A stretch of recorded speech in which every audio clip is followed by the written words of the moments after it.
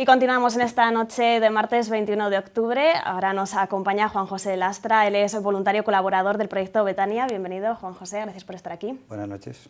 Cuéntanos un poco, para todos aquellos que no sepan, qué es el proyecto Betania, ¿a qué os dedicáis? El proyecto Betania es un programa que pertenece a las religiosas adoratrices y que fundamentalmente lo que hace es acercarse al mundo de la mujer en prostitución, acompañarla y detectar las necesidades que tiene, en qué medida se la puede ayudar, sensibilizar a la sociedad en general de que esto existe y, sobre todo, visibilizar también la realidad, una realidad que está oculta, que nadie conoce o que muchas veces cuando la vemos no nos gusta verla, ¿no? Es decir, esta realidad existe. Entonces, el programa Betania se acerca a las mujeres que están en prostitución, fundamentalmente para preguntarlas en qué te puedo ayudar, qué necesidades tienes, qué prioridades, quieres que te acompañe, porque a veces...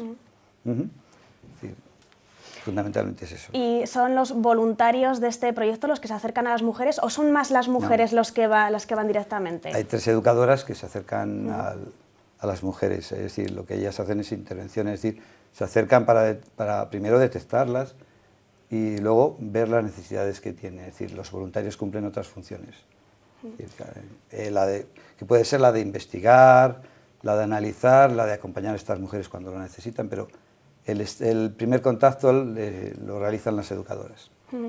¿Y cómo es ese primer acercamiento? Porque me imagino que es difícil tanto para la persona que va como para la persona que recibe esa ayuda. Muchas veces me imagino que incluso habrá gente que la rechace por miedo, ¿no? Sí, es decir, yo me llevo como voluntario en este programa 12 años y me sigue sorprendiendo vamos a llamarlo entre comillas, valentía de mis compañeras que se acercan a este mundo, porque no es fácil, ni muchísimo menos. Entonces, para ellas es difícil y para la que está también, porque muchas veces no sabe ni dónde está ubicada, ni lo que la pasa, es decir, para ambos mundos es complicado. Lo que pasa es que se necesita este contacto, porque las necesidades de las mujeres están ahí. ¿Cómo se sabe desde Betania, desde este proyecto, dónde encontrar a esas mujeres? Hombre, es decir, lo que es ciñéndonos a este territorio, que es Burgos, pues las mujeres están en prostitución, están en los clubs y en pisos. Es decir, si hablaríamos de ciudades más grandes, hablaríamos de otro fenómeno, que es la mujer en los polígonos, es decir, más complejo todavía, pero al tratarse de una ciudad pequeña, pues se circunscribe a lo que es a los pisos y a los clubs alternos. Tenéis 3 líneas de actuación desde Betania. Cuéntanos un poco en qué van, en qué se basan estas 3 líneas de actuación.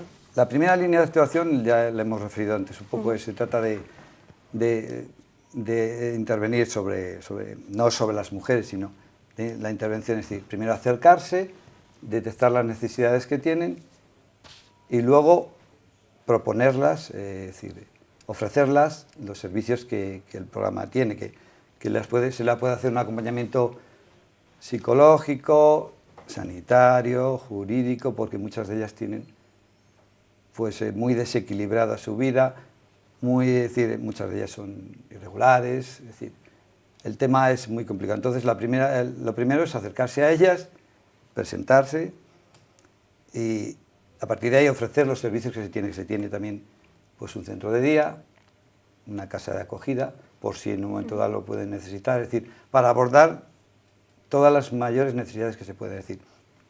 Eso sería la primera línea de actuación, que se trata de intervenir sobre estas circunstancias, ¿no? Sobre estas mujeres. La segunda línea de actuación ya tiene que ver pues con la formación y la sensibilización, es decir, para acercarse a este mundo, yo llevo 12 años, primero te tienes que formar, porque todo el mundo manejamos unos estereotipos, unas imágenes, que las vemos, pero la realidad es otra, entonces necesitas un tiempo para detectar la realidad tal como es.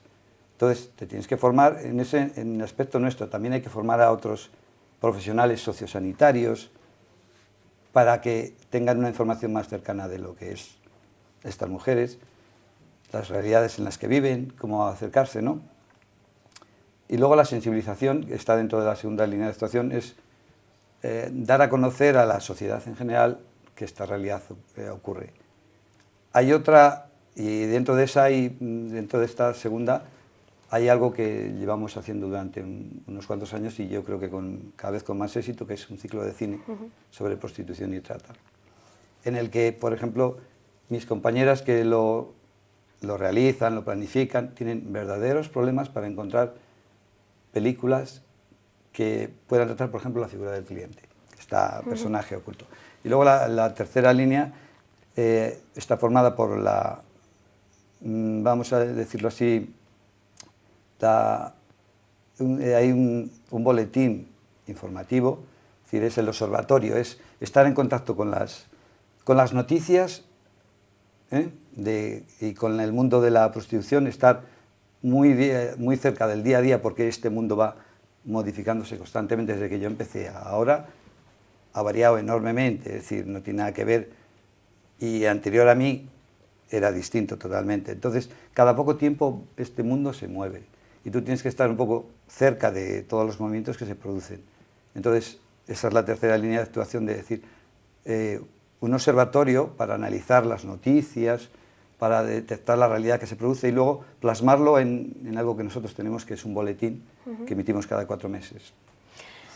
Como bien has dicho, esta realidad va cambiando con el tiempo. ¿Es ahora quizás más difícil acercarse a las mujeres que antes o no tiene que ver? Es decir, las mujeres en prostitución nunca ha sido fácil, yo supongo que nunca ha sido fácil. Suelen ser mujeres que están ocultas y que muchas veces también, tanto ellas como quienes les rodean, las mantienen ocultas, con lo cual no es fácil acercarse. Es decir, supongo que ahora, es decir, eso lo puede agravar todavía más el fenómeno de la trata. Es decir, el fenómeno de la trata lo complica enormemente porque, aunque te llegues a acercar a ellas, tampoco ellas, por ejemplo, se van a reconocer como mujeres tratadas porque tienen miedo, porque están amenazadas, porque algunas veces tampoco ellas se reconocen como víctimas de trata, aunque lo son. Es decir, el acercarse a ellas nunca es fácil. Es decir, es un fenómeno que es muy antiguo y que siempre ha permanecido oculto, porque hay una contradicción ahí siempre. Existe, pero nadie le quiere ver, ni nadie le quiere reconocer, pero está ahí. Entonces, desde el programa Betania y las adoratrices muchísimo antes, desde 1860 creo, por ahí, se acercan a este mundo oculto, pero fundamentalmente para estar cerca de las mujeres, para decirles, ¿en qué te puedo ayudar? ¿Quieres que te acompañe? Sí. En este sentido de que es una realidad oculta o que muchas veces la sociedad no quiere verla, ¿cómo podría ayudar, por ejemplo, con el programa Betania, la sociedad burgalesa? La sociedad burgalesa, fundamentalmente lo que creemos que puede hacer es ser consciente de que esto existe y de que existe el mundo de la trata y que está cerca. Es decir, porque muchas veces pensamos que son cosas que se ven en las películas, o de vez en cuando aparece un documental de estos que busca el sensacionalismo y demás. Es decir, la sociedad lo que puede hacer es reconocer que esto existe y que está compuesto este mundo por personas.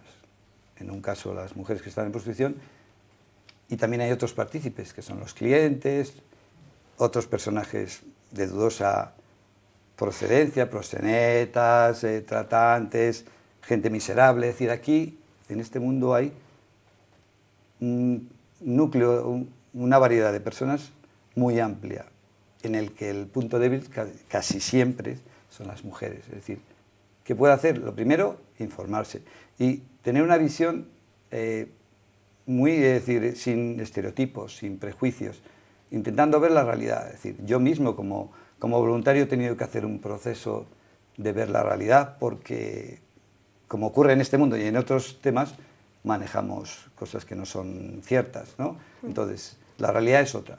Primero, informarse, ver a las personas con la realidad y el máximo respeto, sobre todo para las que están sufriendo en este caso, ¿no? y luego pues, podrá hacer algo, porque de la mano de la prostitución suele ir la trata. Es decir, y la trata es un delito terrible. Es decir, la trata con fines, en este caso, de explotación sexual, pero que hay otros fines, ¿no? Es decir, manejada por seres miserables que utilizan a las personas, que las hacen las presiones psicológicas, físicas y morales más aberrantes que te puedas imaginar. Es decir, o otras veces utilizan técnicas psicológicas muy civilinas para tener anulada a una persona. Es decir, a una mujer o a una persona en este mundo se la puede destruir casi totalmente. Es decir, toda esta realidad existe. Es decir, la mirada que tenemos es, bueno, es decir, sé que siempre se sabe que ha estado ahí, pero bueno, si no afecta, yo qué sé, al entorno en el que me muevo, si no está cerca de mis hijos, si no está cerca de... ¿no? Es como que no queremos ver esa realidad porque no nos toca tan de cerca como creemos. Casi siempre ocurre con todas las cosas, ¿no? Mira, si te parece, Juanjo, vamos a hacer un alto en el camino y ahora mismo volvemos para que nos haga un balance de lo que fue 2013 y para seguir hablando del proyecto Betania.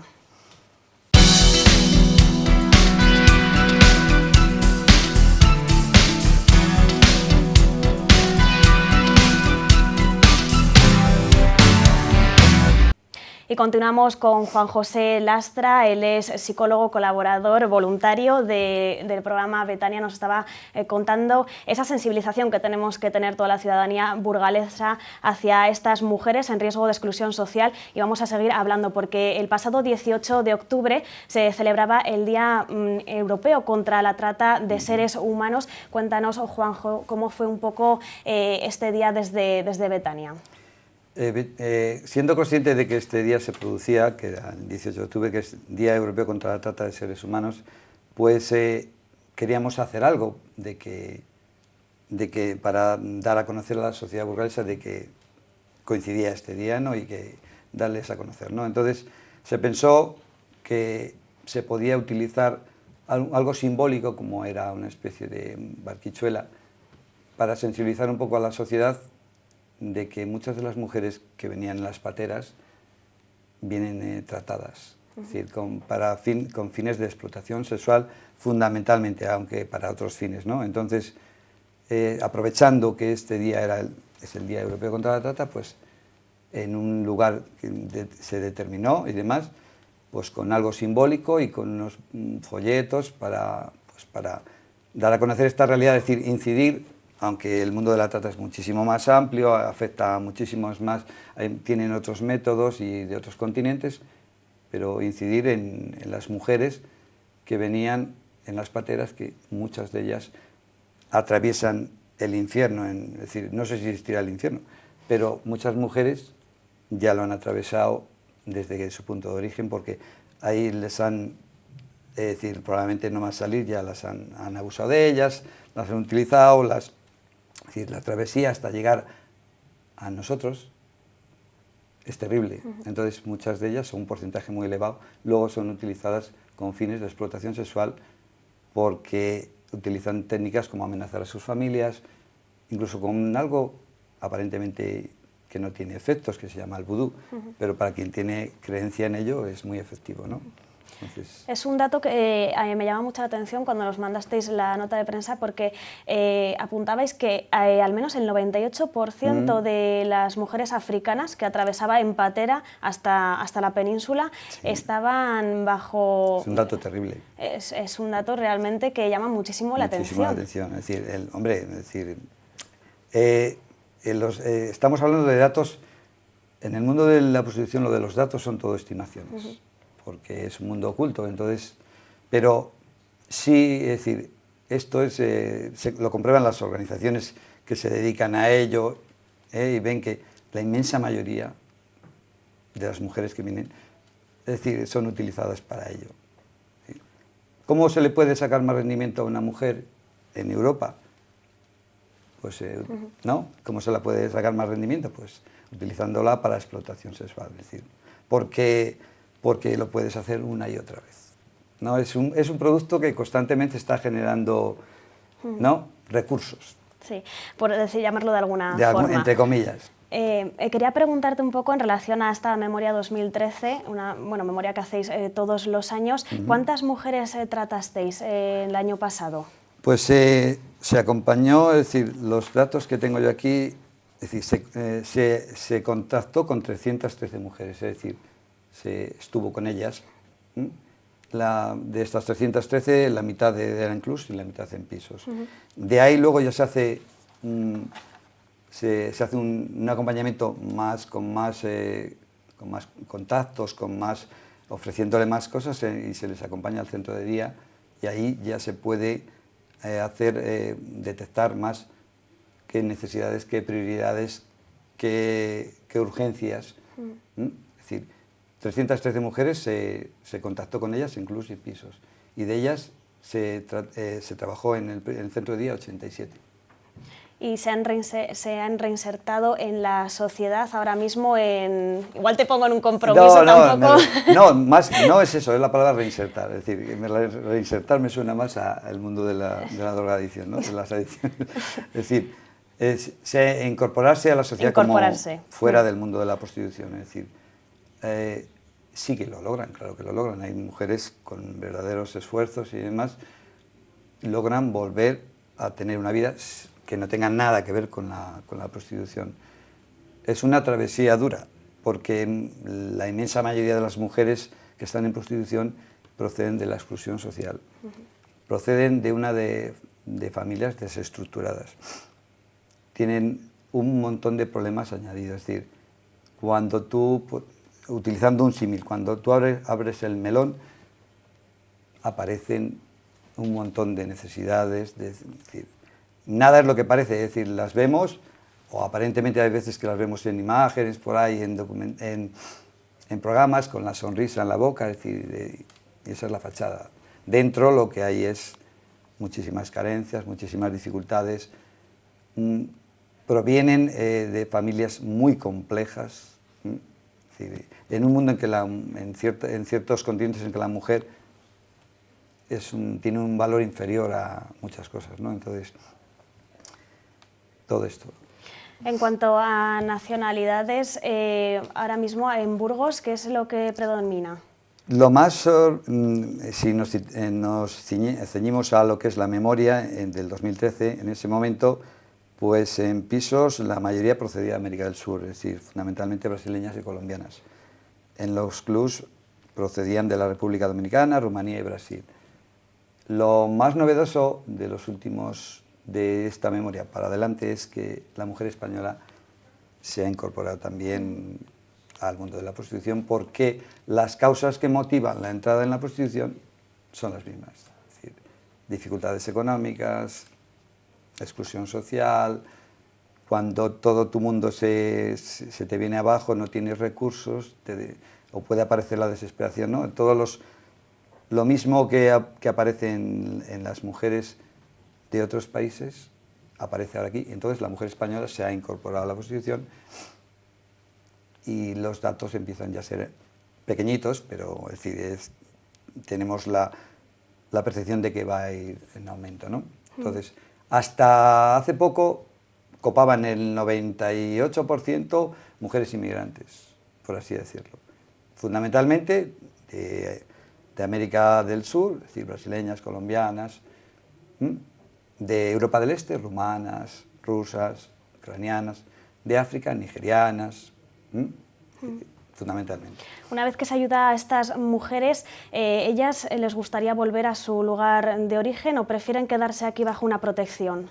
Es decir, depende, es decir, si una mujer que no ha tenido problemas de trata y demás puede volver a su entorno, o las mujeres que están en trata es mucho más complejo a veces, ¿no? Entonces, hay mujeres que rehacen aquí su vida porque algunas de ellas han traído para acá a sus familiares, a sus hijos, fundamentalmente porque la inmensa mayoría, o un porcentaje muy elevado de las mujeres que están en prostitución tienen hijos. Entonces, hay algunas mujeres que reagrupan de alguna manera la familia aquí y deciden hacer la vida aquí. Y otras vuelven a sus países de origen. Es decir, las mujeres en trata es una travesía mucho más complicada, porque las consecuencias que a las mujeres que no están tratadas les produce la prostitución, le añaden los daños gravísimos que ofrece la trata, porque de alguna manera buscan anular a una persona, ¿no? Entonces, sí, hay mujeres que vuelven, otras se quedan por aquí, es decir, cada una opta por lo que en su manera de percibir la vida creen que deben hacer. Te voy a hacer una pregunta un poco personal. A nivel psicólogo colaborador del proyecto, ¿qué es lo más duro para ti? ¿Qué es lo que más te ha costado hacer? Sí, lo que más... hay que escuchar historias duras. Es decir, supongo que uno se va acostumbrando y va haciendo... Es decir, hay que estudiar... tú fundamentalmente lo que te sorprende es la fortaleza que tienen muchas mujeres. Porque yo me pongo en su pellejo y si tengo que atravesar todo lo que han atravesado, historias muy duras, de muchísimas circunstancias que ponen a prueba la resistencia que tenemos. Es decir, otra cosa que siempre me ha sorprendido es la necesidad de cariño que tienen las mujeres en prostitución. Un porcentaje muy, muy elevado padecen de algo que se llama dependencia emocional, es decir, que encadenan una y otra vez relaciones a cual peor. Es decir, fundamentalmente diría yo que esas dos cosas, es decir, la dureza, la capacidad de soportar situaciones durísimas y que totalmente no las ha destruido, ni muchísimo menos, que todavía queda algo de lo que se puede recuperar, unas potencialidades que están ahí, que se puede volver a, de alguna manera, canalizar para que estas personas normalicen su vida dentro de lo que cabe. Es decir, muchas veces el acompañamiento psicológico y el acompañamiento que hacen mis compañeras y todo el proceso personal, a veces, de alguna manera, la dependencia emocional como que anula parte de ese trabajo, ¿no? Es decir, es tal la necesidad que tienen de muchas de las mujeres, no todas, pero hay muchas mujeres que necesitan que las quieran de verdad y no lo terminan de encontrar de alguna manera nunca, o al final lo encontrarán. Tengo que preguntarte también cómo habéis notado vosotros la crisis, ya que también recibís ayudas de las administraciones públicas. ¿Cómo afecta eso a un proyecto tan importante como el que hace Betania? Pues la crisis, es decir, supongo que todos los organismos y todas las entidades están afectadas. Es decir, ¿por qué? Porque el dinero que provenía de muchísimas instituciones, de muchísimas cajas, pues de alguna manera no llega a los proyectos sociales, ¿no? Entonces, la dificultad está ahí, es decir, cuando se trata de buscar muchísimos recursos, estar todo el día pendiente por si aparece algo que le permita al programa seguir adelante, aunque tiene el respaldo de las adoratrices que están, creo que prácticamente en todo el mundo, en los 4 continentes. Es una entidad que tiene mucha historia y demás, pero cada programa funciona de alguna manera, tiene que ser viable por sí mismo, ¿no? Entonces, a base de esfuerzo, de estar atento, pues como supongo que le pasa a muchísimas familias, cuando no hay recursos, pues generarles, buscarles, utilizar el ingenio, muchísimas cosas. Pues Juan José, muchísimas gracias por estar hoy con nosotros, por acercarnos a esta realidad que, como hemos dicho, muchas veces no queremos verla, pero la tenemos al lado de nuestras casas, incluso en nuestra ciudad, como nos has mostrado. Muchas gracias y nosotros continuamos aquí en Escritorio Local. Muchas gracias.